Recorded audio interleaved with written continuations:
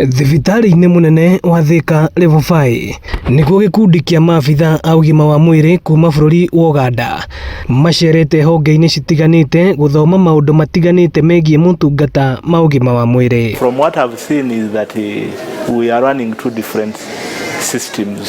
For us, our decentralization is not a devolution like you have.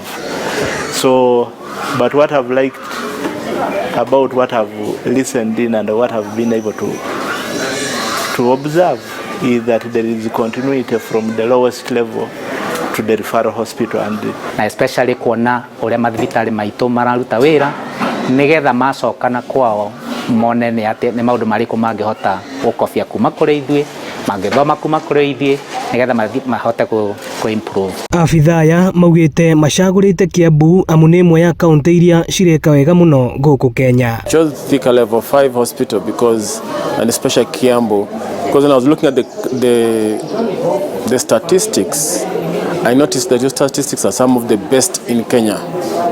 So we came here to see how you are doing it here this time. And when we compared the statistics of our country in Uganda and those of Kenya, many of them are slightly lower than that of Kenya. Ni macerete honge cia MRI, CT scan, maternity na mammography gatagata-inĩ kaingĩ. I'm happy that you have a full range of diagnostic services, especially MRI, CT scan, mammography, because as a referral hospital it is imperative that these patients are able to access these services. When you do the imaging and the diagnostics, then the referrals are appropriate. Ino ni ceceni ya Inoro TV Thĩka, na niĩ njĩtagwo Moses Ngige.